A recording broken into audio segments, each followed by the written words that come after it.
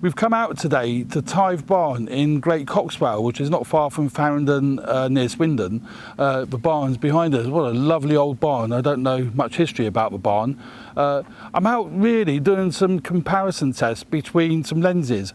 I've got the Sony 24-240 in the camera bag, which I'm going to be checking out for sharpness and what it can do. I've got the Sigma 18-35 f1.8. Now that's actually a Canon mount lens with the MC11 adapter. Now I tried it earlier today in the office and it was hunting. The focus was hunt. And then I'm going to be using the Sony 18-105, a G lens. It's not a G Master, it's a G lens, 18-105, which is what is on the camera at the moment. And the camera we're using for filming this is the Sony A6500. So without further ado, let's crack on with it.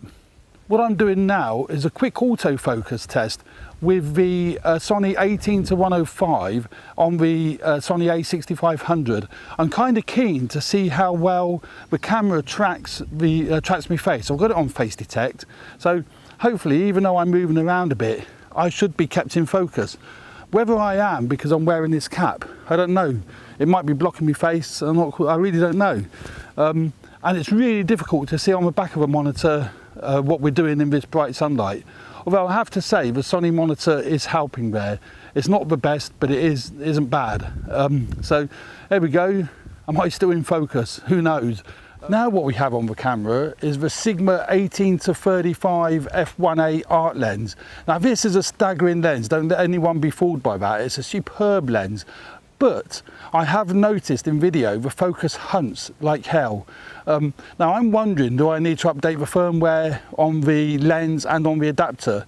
I haven't done that, so this is an outdoor test. Is it still hunting? I just put the headphones on and I can hear the motor for the focus hunting, but maybe the actual end result isn't. I don't know. But there we go. So we're having a look at that now on the Sigma 18-35 f1.8 art lens on the Sony A6500. And I'm knackered. Why am I knackered? Maybe it's for heat. It's a glorious day for out doing this sort of stuff. So there we are. My Sony monitor's working great. I'm using that a lot and I'm finding that extremely helpful with these kind of non-scientific tests, as it were. The next lens we're going to try, which we'll have to swap cameras over, is the 24-240. I want to see how well that performs pretty much exactly the same way. So actually no, I'll stick with 24-240 on this body and just give it a go, what the heck, and see what happens. So let's do it. Okay, now what we have is the Sony 24-240 lens on an APS-C body camera. It's actually not designed, it's an FE lens for full frame bodies. I've actually whacked it on my Sony A6500. So I'm very curious to see how well it responds in video mode, to face detect, autofocus, image quality and what have you. I mean, maybe this is a lens I could be using as a standard video lens because it goes right from 24, which it wouldn't be 24 on an APS-C body. It'd be, would it be 35 or would it be 18? Heck, I don't know. It gets so confusing. So basically I've got the FE 24-240 on an APS-C body and I'm very, very curious to see how well it handles. And the sun, well, the sun's kind of shooting into the camera. One of the worst, I couldn't have chosen the worst time of day for filming this, but hey, these are all non-scientific tests, so let's see how well that performs. Now that wasn't really a particularly fair test, and I'll tell you why it wasn't really a fair test. Because we was out in the sunlight, we were running at around about f18, f16 aperture. Now that's crazy small aperture. So every lens really is going to be sharp focus. What I really wanted to test was to see how good they are in lower light conditions. Unfortunately, I didn't use my ND filters while we were outdoors, so I was stuck with the apertures that the camera was set in. And that is one downside with the A6500 and the A7R Mark II. They don't have built-in ND filters, which is a great shame. The Panasonic FZ2000 does have, and so did the RX10 Mark II. But hey ho, never mind. Now, let's get back to these three lenses. These are the three lenses in question.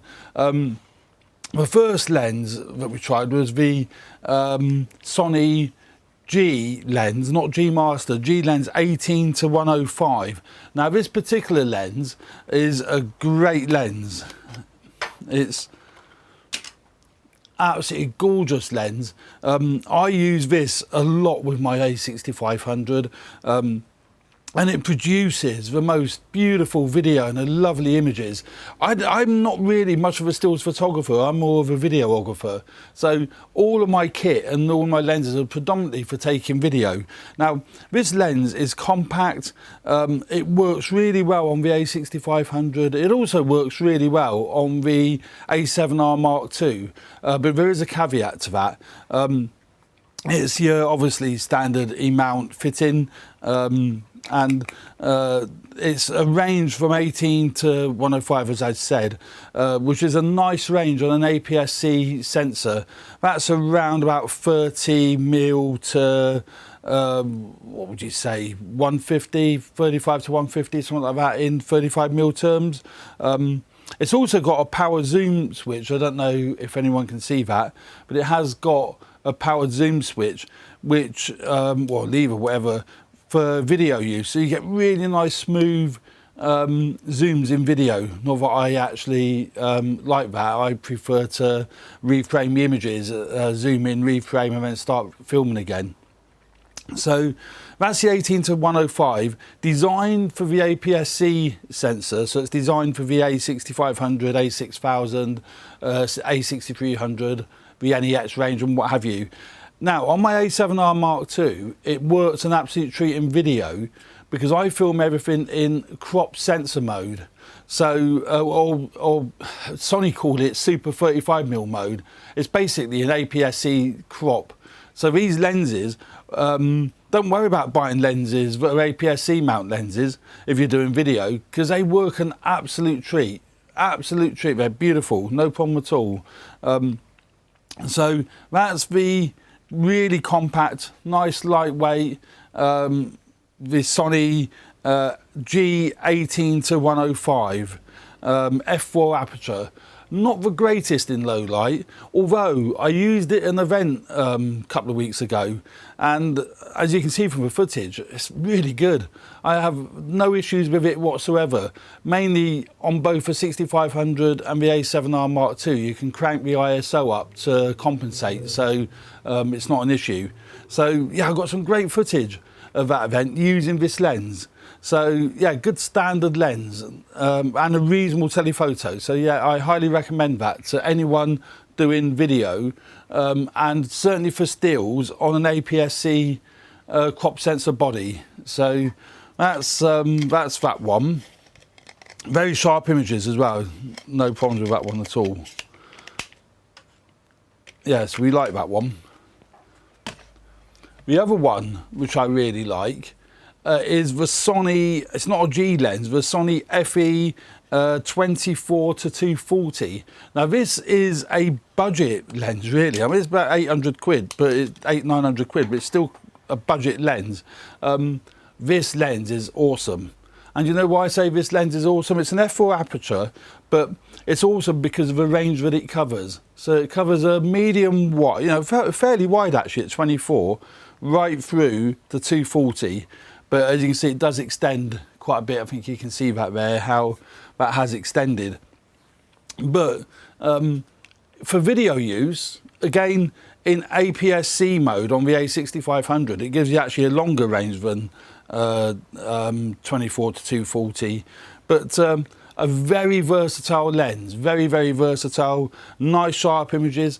Again, I used it at an event and you can see from the video, the results are excellent. You can't fault them.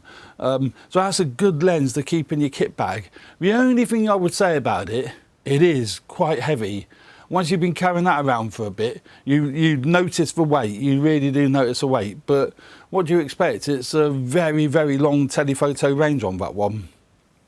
So very delighted with that one. That produced great results. That stays in my kit bag all the time because of its versatility in its zoom range and quite a decent wide angle range.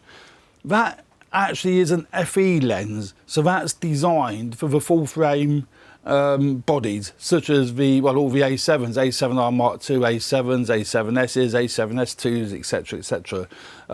So that is designed for the A7R Mark II, but when I'm doing filming, when I use it on the A7R Mark II, I use it in crop sensor mode, or they call Super 35mm mode. You really do get better results filming on the A7R2 in crop sensor.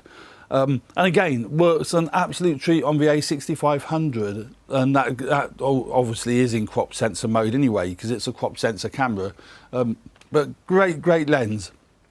It's a great FE lens for a full frame system at a really good price. Now then, the controversial one, well, to me controversial, is this beast.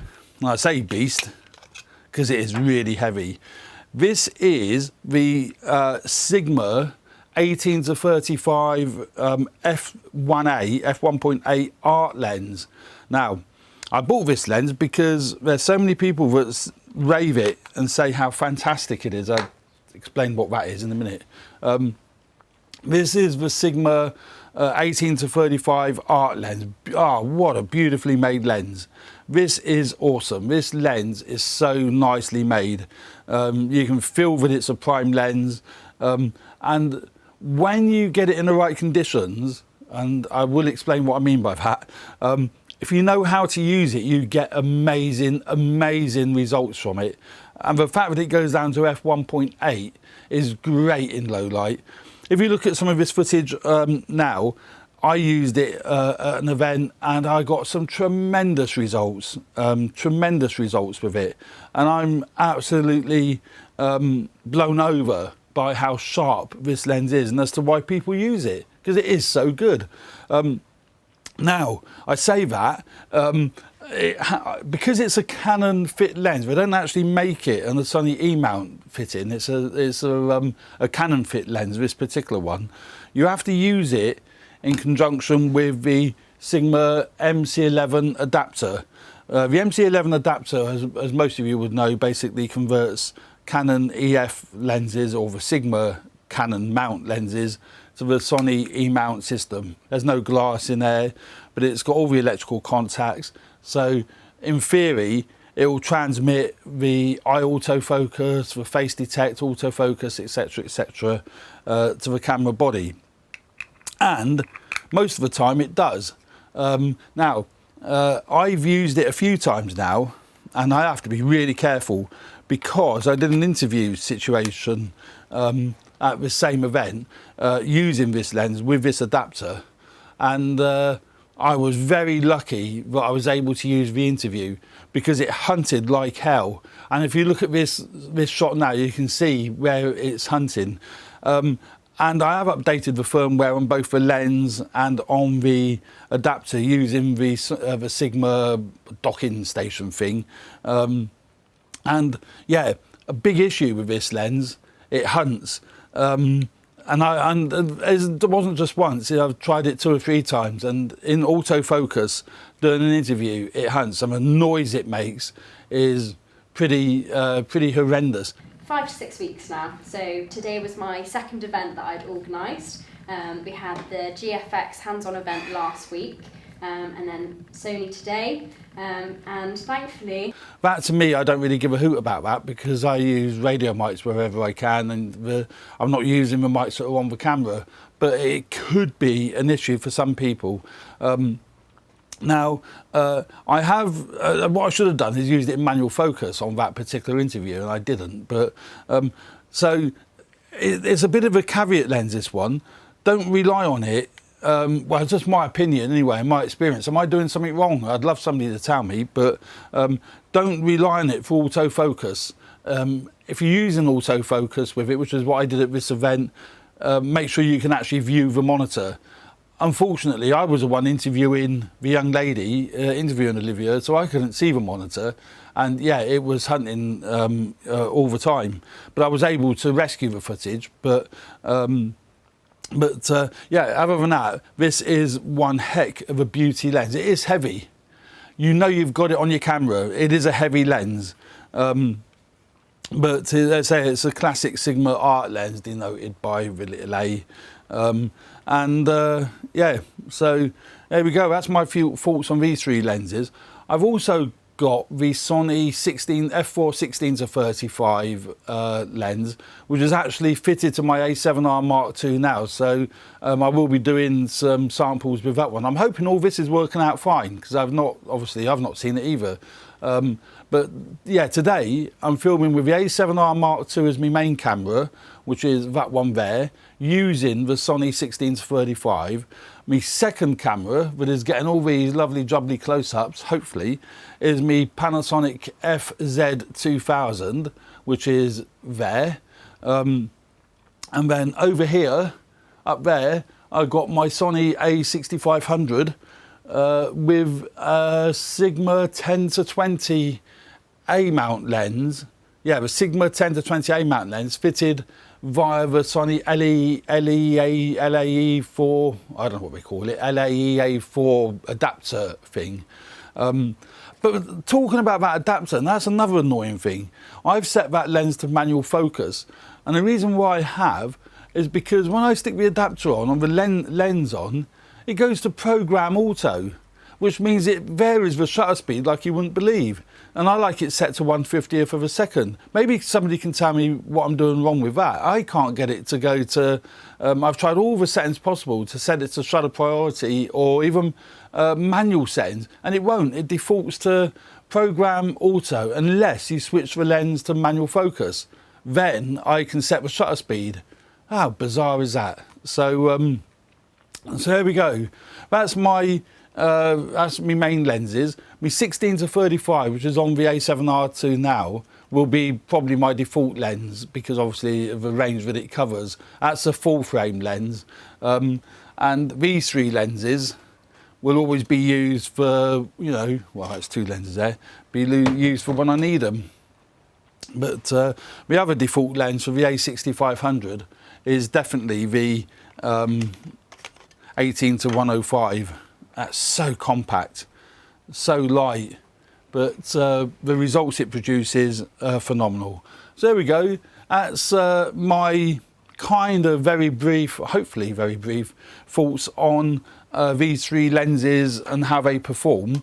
I've been happy with all three of them as far as the results are concerned, but as I say, be wary with the Sigma 18-35 because it does hunt. Now, as I say, whether it's a fault with the adapter, whether it's a fault with just the lens, I've not tried any of the other Sigma art lenses, so I can't vouch for them, but I'm keeping the lens because I do, when you get it right and you're able to monitor what you're doing, the results are outstanding and great in low light, so there we go. I do hope you enjoy my channel and you enjoy these reviews and the product reviews that I do. Please subscribe, tell your friends and hit the like button. Thanks very much for watching. See you on the next one, and again, thanks a lot, and see you soon. And don't forget to subscribe, it'd be great. Thanks very much, bye.